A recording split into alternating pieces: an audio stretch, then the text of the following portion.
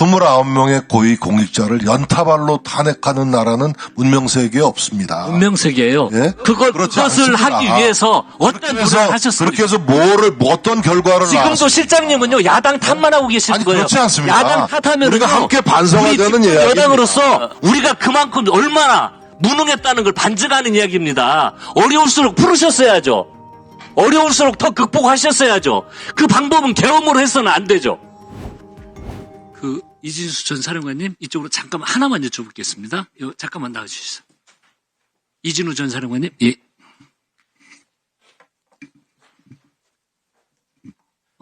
다른 것들은 다 생략한 거 하나만 확인하겠습니다. 네. 어제 헌법재판소 변론에서 윤석열 피고인 측 대리인 질의에 이렇게 답변을 하셨습니다. 어제 답변하신 내용입니다. 대통령님께서 아마 인지하고 계신 건 저희가 총을 안 들고 들어갔다는 것까지 다 말씀을 드렸거든요. 계속 똑같은 얘기를 드렸어요. 즉 계엄 이런 말씀하셨죠?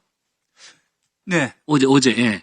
즉 그러니까 계엄 선포 당시 윤석열 대통령과 통화 사실은 명확히 이 내용의 반추에 볼 때 있었다는 거잖아요. 그렇습니다. 네, 됐습니다. 네. 오늘 대표로 합참부장님 나오셨으니까요. 저희들이 오늘도 그렇지만 이 국정조사 과정에서 군의 명예에 대해서 많은 논의가 있고 생각 다름 차이가 있었습니다. 합참부장님께서 생각하시는 군의 명예라는 게 대체 뭡니까? 군의 명예라는 것은 군인에서의 명예가 있고 군은 국가와 국민의 군대이기 때문에 국가와 국민에게 충성하는 것이 가장 가치 있는 명예라고 생각합니다. 즉 국민. 네. 국민이 가장 중요하다고 저는 생각이 듭니다.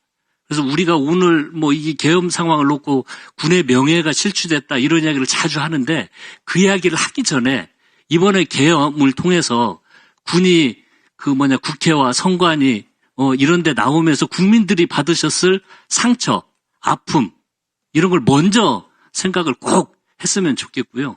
우리 707 특임단장이 한 이야기가 있지 않습니까? 우리 군 부대원들 정신적 고통까지 이번 행위 때문에 호소를 하고 있다고 합니다. 투입됐던 군인들이. 즉 이 군의 명예를 위해서 핵심 전제 조건은요. 국민의 신뢰입니다.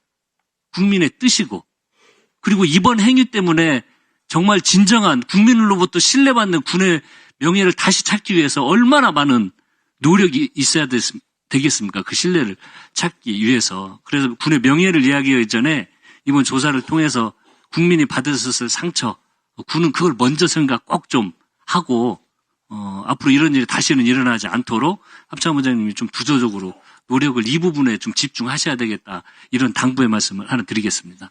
잘 알겠습니다. 예. 그리고 실장님, 아까 우리 정진석 실장님, 실장님께서 아까 오전에 답변을 하시면서 그러니까 국회 좀 일방통행식 독주 이런 걸 대통령께서 많이 느끼셨고, 그래서 좀 국회에 대한 어떤 폐악질 이런 것들을 국민에게 알리기 위한 대통령의 고뇌에 찬 결단이셨다는 취지로 저는 들었거든요. 이번 계엄을. 지금도 우리 실장님 그렇게 얘기를 12.12 담화에서 그런 표현이 있습니다. 그러니까 그 담화에서 그걸 했는데 그런 고뇌에 찬 결단을 이해하신다는 취지로 이해를 하셨거든요.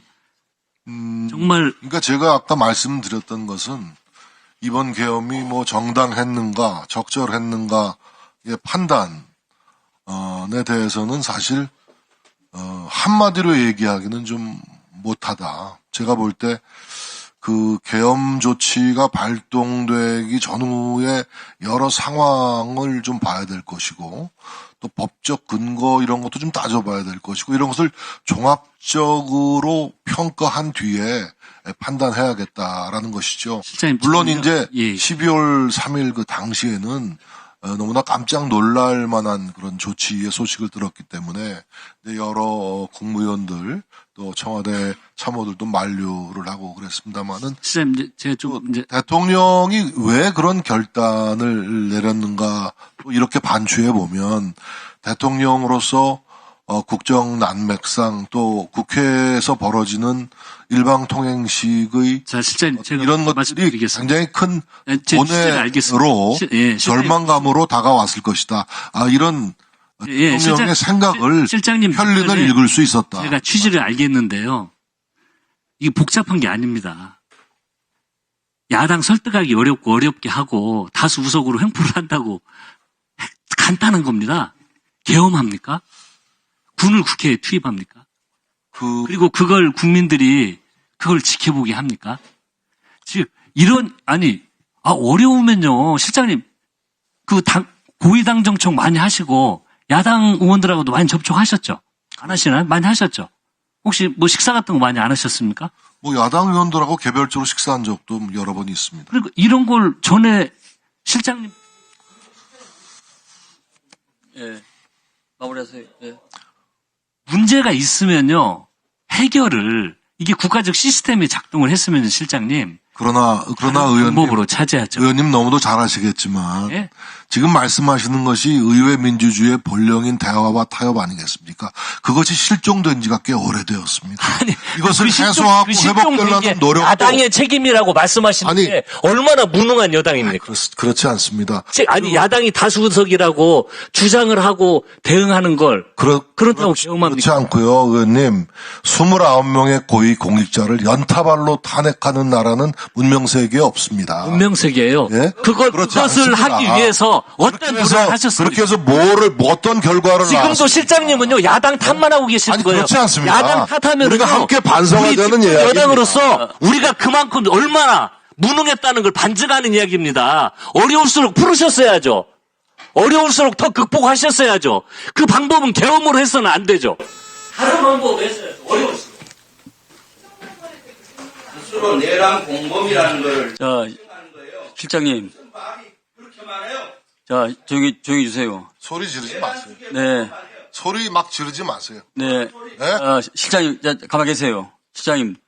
동의보험에 보면 말이죠. 통죽, 불통죽 통이란 말이 있습니다. 통하면은 아프지 아니하고, 아프지 아니하면 통한다. 이것은 인간의 그 신체의 그 혈류뿐만 아니라, 정치에서도 저는 똑같다고 생각을 합니다. 소통이 그만큼 안 됐다는 겁니다, 마치.